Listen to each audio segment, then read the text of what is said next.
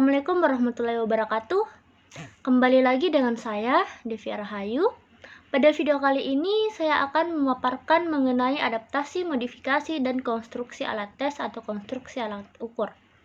Nah, untuk yang pertama, saya akan memaparkan mengenai adaptasi. Seperti yang kita ketahui bahwa adaptasi ini merupakan kata lain dari penyesuaian. Nah, begitupun di dalam alat ukur. Alat ukur ini juga perlu yang namanya penyesuaian. Misalnya, alat ukur ini berasal dari luar negeri. Misalnya negaranya itu dari Jepang. Nah, kita mau gunakan alat ukurnya ini di Indonesia. Jadi otomatis alat ukur ini harus disesuaikan dengan budaya-budaya yang ada di Indonesia.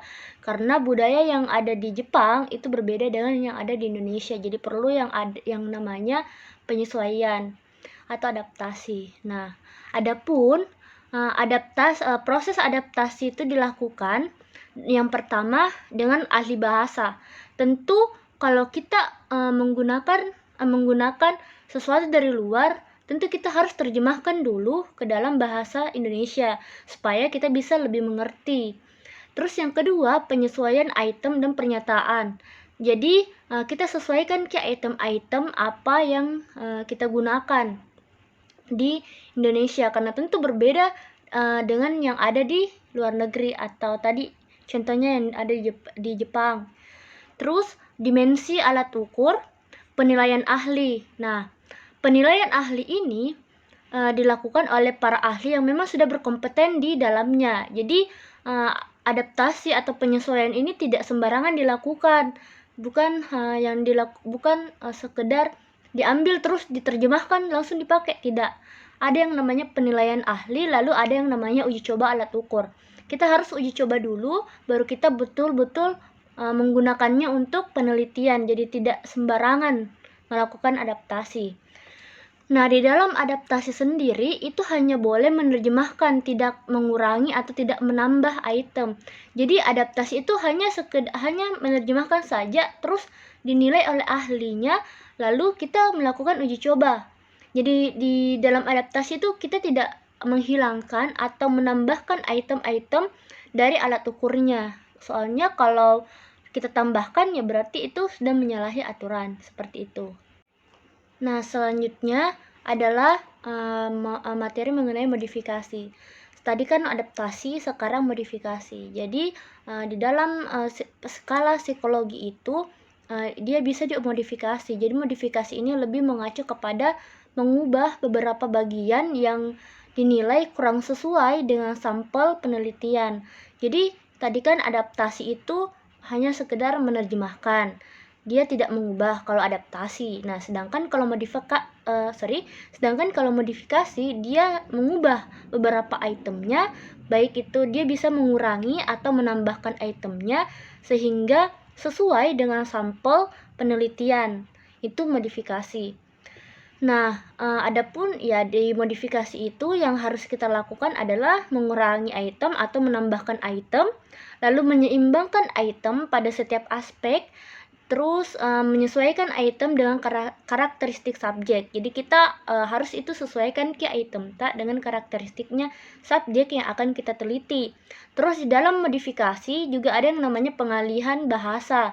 Jadi pengalihan bahasa itu di dalam modifikasi ya sama aja kayak adaptasi. Kalau kita mengambil skala dari luar negeri, tentu ya kita harus melakukan yang namanya pengalihan bahasa atau menerjemahkan, karena tidak mungkin kita bisa mengerti bahasanya mereka, tentu itu berbeda.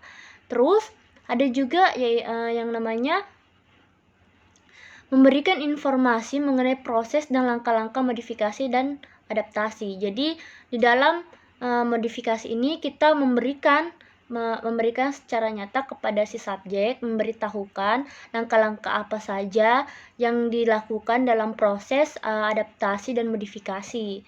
Jadi intinya itu, yang terpenting dari perbedaan antara modifikasi dan adaptasi adalah kalau modifikasi itu dia sekedar menerjemahkan. Jadi modifikasi tidak mengubah, atau intinya dia itu tidak mengubah, tidak mengurangi, tidak menambahkan item-item dari item asli dari skala aslinya. Jadi tidak ada yang diubah, hanya sekedar menerjemahkan saja kalau adaptasi. Menerjemahkan untuk bisa beradaptasi di budaya di Indonesia. Dan bisa juga kalau misalnya skala dari daerah Jawa mau dipakai di daerah Sulawesi, tentu itu beda kan, soalnya masyarakatnya berbeda, budayanya berbeda, jadi otomatis ada adaptasinya.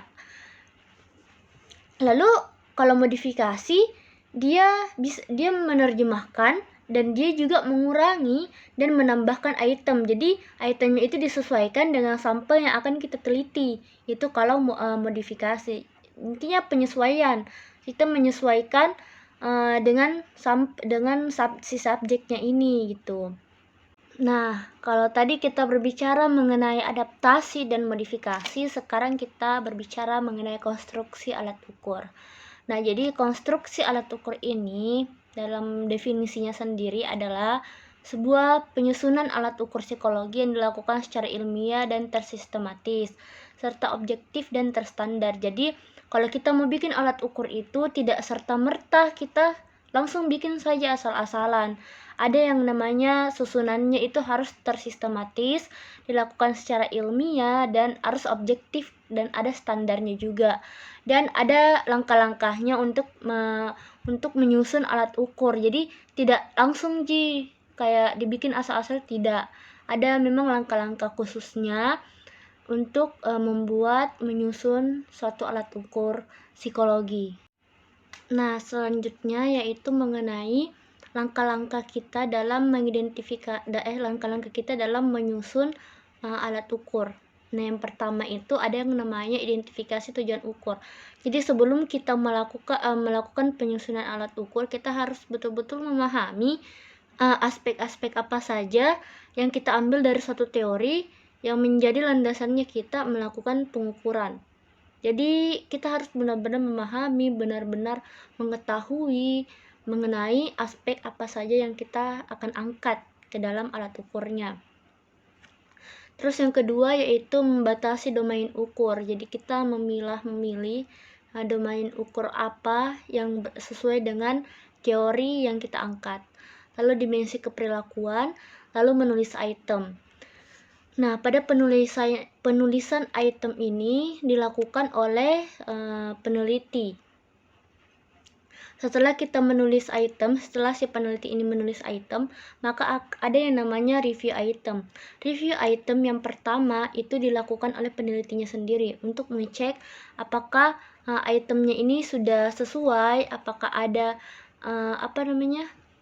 warna di dalam tulisan-tulisan yang masih berantakan atau kalimat-kalimat dalam itemnya masih rancu. Jadi itu direview oleh si peneliti sendiri. Lalu setelah direview oleh peneliti, akan ada yang namanya review item oleh expert. Jadi selain peneliti yang mereview, ada juga ahli-ahli yang berada di dalam bidang tersebut. Kalau di psikologi ya tentu ahlinya itu adalah psikolog gitu-gitu. Jadi di review item itu direview dulu sama si ahlinya ini. Kalau di kampus ya di dunia perkuliahan, item akan direview oleh dosen yang sudah ahli di dalam bidang tersebut gitu. Setelah dilakukan review item oleh ahli atau oleh expert, akan dilakukan yang namanya evaluasi di mana ini diuji coba kepada kelompok kecil. Jadi sebelum ke kelompok yang besar, item ini akan diuji coba dulu ke kelompok yang kecil, dievaluasi dulu. Apakah sudah sesuai ataukah masih ada yang diubah atau diperbaiki. Setelah itu ada lagi evaluasi yang kedua dilakukan oleh evaluasi ini diuji coba bahasa. Jadi di uji coba bahasa ini atau evaluasi yang kedua ini dilakukan untuk mengetahui apakah bahasanya ini sudah sesuai dengan KBBI, sudah sesuai, tidak ada lagi kalimat yang rancu dan sebagainya.